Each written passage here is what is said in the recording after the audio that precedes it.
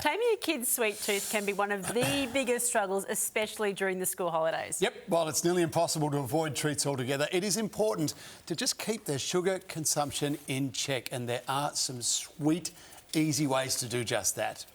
Pediatric dietitian Karina Savage joins us now with all her tips. Karina, good to see you.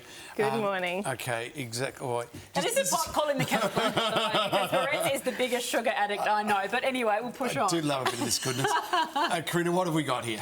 Well, look, who hasn't been overindulging over the festive season? Yes. Mm-hmm. But as we move into 2024, it's a good time to look at what our children are eating, what we should be feeding them. So I'm here today to talk about added sugar.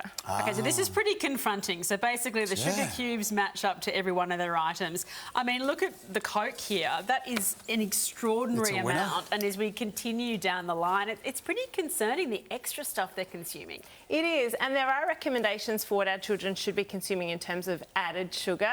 So we have less than 10% of their daily intake should come from added sugar. Okay. So for a primary school age child, this equates to roughly 6 to 8 teaspoons of added sugar per day. Okay, so we're talking obviously soft drink, we know, but what are some of the things that sneak up on us? Yeah, the surprise ones. Yeah, so we've got hidden sugars. Juice is a really big one, I think, for our children because they easily guzzle down a 250ml cup of juice. And if you look at the amount of sugar in juice, it's quite alarming because when it's extracted from the fruit to make juice, you're really losing the fibre and it has a different effect on the body. And so 1 cup of apple juice is 5 teaspoons of sugar. And when we're looking at a daily limit of 6 to 8 teaspoons, that's pretty much their daily intake in 1 cup of apple juice. So Karina, how do you reel it in? How do you bring that back? So I think just being mindful of the sugar in things like sauces and whatnot, trying to choose low sugar options there. But when they're wanting that extra finger bun, you know, in the afternoon, perhaps trying to swap for a more savoury platter. So doing sort of the cheese, crackers, the dip,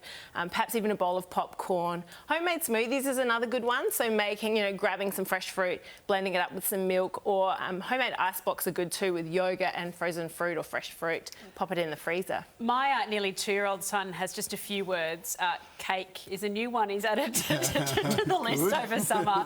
But surely you're not going to tell me that these finger buns are bad for you. Surely not. Look, I've got kids too, and finger buns can still be included as part of a healthy, balanced life. It's just about making it fit. So if they're having a finger bun, then perhaps watching the amount of sauce or perhaps choosing healthier breakfast cereal options because it just all adds up. Okay, so what are some good, off the top of your head, some good options instead of some of these? So instead of some of these, instead of a finger bun, I'd say, hey, let's go home and have perhaps, a platter of other food. It might be more savoury food. So you might do nuts, cheese, crackers, fruit, veggies on a platter. If you're out and about, look, sushi's a great one because it's more savoury.